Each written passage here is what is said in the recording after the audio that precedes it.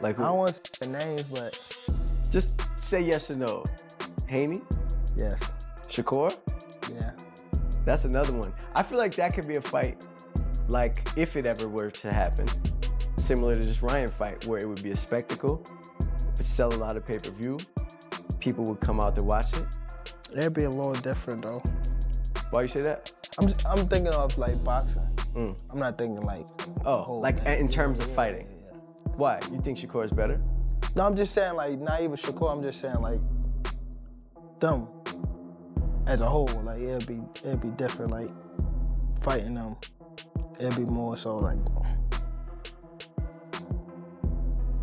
coming to get them. You would approach it differently. Yeah. I'm not saying I would pick Shakur just because our differences. I'm telling you as a fighter. Yeah. I will pick Shakur because I don't believe Tank will be able to land those big shots on Shakur like he does everybody else. Right. Shakur defense is just too tight. And not only Shakur, Keyshawn either. Oh, you don't think Key either? Even right now, I feel like it's a little Key nice though, but it might be a little early for Key right now. Listen, Tank get hits a lot. Tank, in my eyes, Tank is always losing until he's not. If two fighters say, let's fight, I think the business of boxing can get in the way. Like, I think the fighters should be able to get in the ring with each other and fight each other. So that's how I feel. Like, just like even with this guy, my guy, Stephen Espinoza, he works with Tank. If Tank said, yo, let's fight, and I said, let's fight, it should be just, let's fight, and we should make it happen. It shouldn't be nothing else surrounding. Gervonta Davis has finally responded to the non-stop talk surrounding a potential clash with Shakur Stevenson, shutting down the rumors with a direct warning to doubters and boxing fans everywhere. While Davis gives Stevenson credit as a legitimate world champion, he also views a fight as a natural rivalry between two elite fighters trying to establish who truly stands above the rest at this point in their careers. Not only Tank Davis with me right now, one of the best fighters on the planet Earth. Tank, good to see you. Why this fight, Lamont Roach? What has he done to deserve to be in the ring against you? He's a world champion himself. He's coming up and wait to dare to be great. So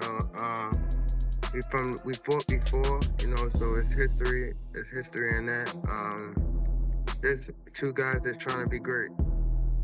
A lot of people said they talked about y'all background with one another, how familiar you guys are with one another. Talk about that for a second. How well do you know him on a personal level in terms of your associations through the ranks, you know, in terms of your boxing career?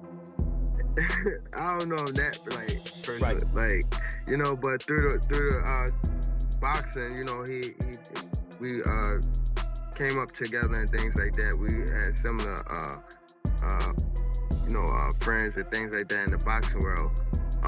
We fought before, you know, so I'm familiar with his fighting style and things like that. Well, meanwhile, Stevenson believes has become the exact opponent boxing fans want to see against Davis, highlighting the non-stop attention and conversation surrounding the potential showdown every time their names come up.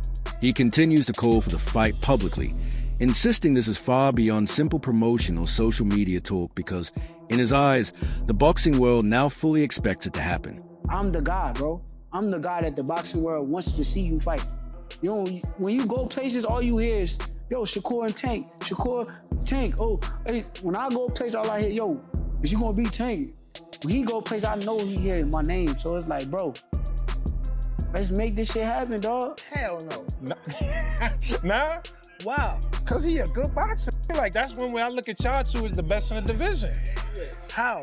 Show me something that he did spectacular. Show me something that he did outrageous. Show me. All right. His power not outrageous. Okay. What defense? You think he got defense? He just jumped back. You never see him slip no punch. You never see him slip no punch. Go look at it. You see him back up from a lot of people. Back up, move around. He don't got no technique. And his offense is the same thing. Go look at his fight. So you I feel probably like put him on game. Yeah. Hold on, but you feel like it's easy work though. You like. Come on, bro. Yeah. Bro, I touched him with 16-ounce gloves on. And he ran. Imagine if I hit him with 8 ounce. The guy is here too. But that's exactly where the conversation takes another turn. Davis openly challenges Stevenson's effectiveness against elite competition, criticizing a style he feels relies more on footwork and avoiding exchanges and delivering real damage or explosive counterpunching. In Davis' view, Stevenson tends to retreat when the pressure rises, and he still hasn't faced the kind of dangerous opponents needed to fully validate his reputation. With Gervonta Davis. Gervonta Davis is, to say the least, he's a beast. He really is. He's a tremendous fighter. He's a dedicated fighter when it comes to training and fighting and making sure that he's in optimal conditions when he steps inside that squared circle. But this is where the situation becomes even more interesting, as Oscar De La Hoya gives major credit to Gervonta Davis, describing him as a focused and highly dangerous fighter inside the ring. De La Hoya points to Davis' dedication in training camp, his discipline, and the condition he brings into every bout, believing those qualities are what make him such a serious threat whenever he steps between the ropes. 50 million times. I done say, yes, you are the big superstar. You are that, bro. Respect to you for that, bro. I'm cool with that. Come on, let's just fight. Let's negotiate. Me and this nigga could even get on the phone and negotiate. I'd be cool with it. I'm not tripping. It's boxing. Yeah. Entertainment business. We gonna go in there, put on a show for the fans and show the world who's the best. That's the whole point of this entire conversation. Me and him need to show the world who's the best. Don't have a question mark for, oh, I'm gonna go retire and it don't happen. And that's gonna be a question mark. That's gonna be left on our legacy. So to fix both our legacies, somebody has to lose. And that's exactly what adds another layer to the entire situation. Shakur Stevenson fully understands that Gervonta Davis carries the biggest spotlight in boxing right now and has shown zero hesitation about agreeing to whatever conditions are necessary to finally make the fight happen. Stevenson's main priority is stepping into the ring and ending the debate once and for all without excuses, setbacks, or endless negotiations. To him, this is bigger than just another payday or headline fight because it's an opportunity to erase the unanswered questions that could otherwise follow both careers forever. Gervonta's at 140, that seems to be the biggest name. I want Gervonta Davis to step in the ring and face somebody, dog, already, bro. For real. He'll be back. Like, oh, I know he coming back, dog. But I'm just saying, like, fight Shakur, bro. Fight Shakur. That's all I'm saying, bro. Fight. You need these top guys out there, man. And that's because you can say, oh, Shakur ain't fight nobody. Well, Shakur ain't fight nobody and Tank ain't fight nobody. Why don't they fight each other? If that's how y'all want to put it, fight each other. Bro, that will probably be one of the biggest fights in boxing right now, bro. The biggest fight. Yeah. Box office, it will sell out like this. Like that, it'll sell out, bro. And that only increases the pressure surrounding the showdown. Timothy Bradley is now calling on Gervonta Davis to finally face Shakur Stevenson, believing the non-stop criticism aimed at both fighters' level of competition makes the fight even more important. Bradley argues that with fans constantly questioning who they've beaten, there's only one true solution left: get in the ring together and settle the debate face to FAC. Tank is not playing this Murray man. He know what time that bell ring. 1 minute you on this side, 1 minute he here. So that bell ring, Tank ain't playing this Murray man. That motherfucker punch. None of that tap. No like tap, you said at the U. No tap. He not swatting flies in that motherfucker. I know what they're doing. They're just trying to make a fight. They're trying to make a fight. You know what I'm saying? They're not making the money Tank making. You know what I'm saying? But he can box. But I can't stress enough. Every fighter get hit. They get hit every round. How long we been talking about that? Remember I was saying about fans bringing up that 3 years ago, talking about getting hit. And what? He's still laying them out. Still laying them out to this day. Everybody get hit, man. They send the contract down. I have it go. Tell him to fight me. That dude get the feeling himself and feeling like he's something that he's not yet. And to the world, he look like a killer, but I can't wait. I'm gonna expose him. I promise you, I'm gonna expose him. I'll be the person that he going there, he not gonna knock out. He not gonna hurt. He gotta go 12 rounds with somebody and somebody gonna be beating him. He ain't gonna like that shit. That shit gonna mess with his heart. That shit gonna with his head. Watch. Thoughts? No thoughts. People can talk that type of shit. There's no contract. I don't pay attention to that. I gotta get you this for what he said about you. He can't. My opinion. It's my opinion. Listen, all that sounds good right now, but when the fight is made and the fight about to happen, Tank is not playing this Murray match. Adding to that perspective, Roy Jones Jr. leans towards Stevenson, pointing to his structured approach and ability to stay composed under pressure. He believes that steadiness gives Stevenson the edge over time. For Jones, that advantage matters, but Davis still carries the kind of instinct and explosiveness that can change everything in a moment. Sure, wins it because of his discipline. He showed against just him that he can stay very disciplined all night.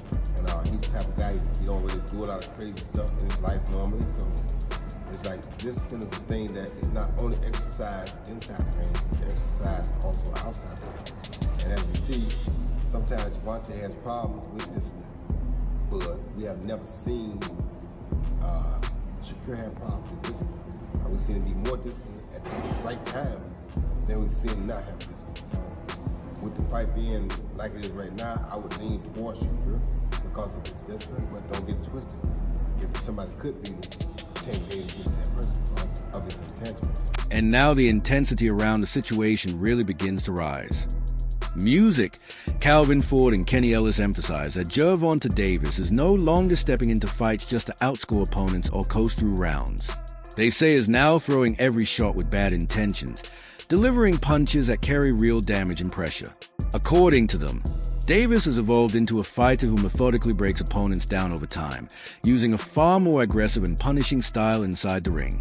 Shit, like him and Shakur sparred that first time, like he caught Shakur with a good shot. Boom, he ain't hurt Shakur or nothing, but it was like you could tell, like if it was 8-ounce gloves, we don't know how Shakur would have reacted. It was like because I remember him sparring Shakur, he caught Shakur with like a clean shot, boom. And Shakur didn't shake up or do nothing, but it was a clean shot. I'm like, nigga, you sure you can take another one of that? Shakur like, what? Like, he took off his shirt and they started bumping like that. Now they going back and forth. Hold on, was it sparring? Yeah. Was it competitive, close, all that, Shakur and Tank? Nah, yeah, it was competitive. And like the second time, like they sparred, like it was like a chess match. Like now Tank know, like, all right, he's really nice. Like Shakur really nice. Like all that walk down, like I got a box. Like this nigga, like I can't just walk him down. Like he can really fight. So it was like Tank like switch his strategy up and like same like now Tank trying to come and walk me down. I'm in there like we fighting like it's back and forth competitive. I'm talking shit to Calvin like nigga Calvin, this nigga's a. Furthermore, Calvin Ford and Kenny Ellis brush aside Shakur Stevenson's public call-out, implying that confidence can quickly change once the reality of the fight is directly in front of you. They believe Gervonta Davis is a type of fighter who performs at an even higher level under the brightest lights, elevating his intensity and focus whenever the stakes are at their highest. So, like, Shakur, right? Like, he look like he got skill, right? But to be honest, I'm gonna be real, I ain't see him fight nobody that's like... That's amateur shit. Come on, bro. When that heat coming back at you, them niggas like, you can see it. Yeah. You can see it. They ain't really, these niggas just talking that way. And it's always, oh, he can be this, he can be the next. Nigga, prove yourself. You still haven't proved yourself. When someone was in front of you that can crack a little bit, he ran the whole... Adding even more to the discussion, Roy Jones Jr. slightly favors Shakur Stevenson because of his disciplined style, technical structure, and calmness in high-pressure moments. Jones believes that kind of patience and control can slowly shift a fight in Stevenson's favor over the long run. At the same time, he admits Gervonta Davis possesses a type of natural instinct, timing, and explosive power that can instantly flip the entire fight with one single moment. When my name started getting bigger, then it was like, I'll go fight, and I'll get on Twitter, and he'll like post, oh, he did that because it was a cab driver, or he'll just post some like hating ass to where like it was unnecessary to go do that shit. Cause like I thought we was like cool type shit. So but now he like flipped it to turn it like I did something to him and he made himself believe that shit. But nah, that nigga just, I think like in his brain it's just one person and nobody else could be up here too. Looking deeper into the matchup, Richardson Hitchens reflects on the early sparring sessions between Shakur Stevenson and Gervonta Davis, describing them as extremely competitive exchanges where both fighters had their moments. He mentions that clean punches were landed on both sides, yet neither man was able to completely take over or dominate the action. According to Hitchens, the sparring became even more interesting once Davis realized Stevenson's level, forcing him to adjust his strategy and approach as the session progressed. And then want to be buddy-buddy. You know what I mean? And I feel as though that's don't be like that. If you like that, then stand on that. You know what I mean? Don't try to be saying all this stuff on Twitter and then run in my locker room and want to take a picture and all that type stuff. Feel me? Like, and we actually, like, I was somebody that like, feel me? And then he come out and say something, he want to fight me. I bet. We ain't cool no more. None of that. That's it. That's what it is. You feel me? And niggas got to stand on it. That's why I'm in that mode now. Like, I ain't got no friends in this. Like, I ain't got no, you don't see no boxer that on TV that, you feel me? It's just me and my people, and that's how we coming.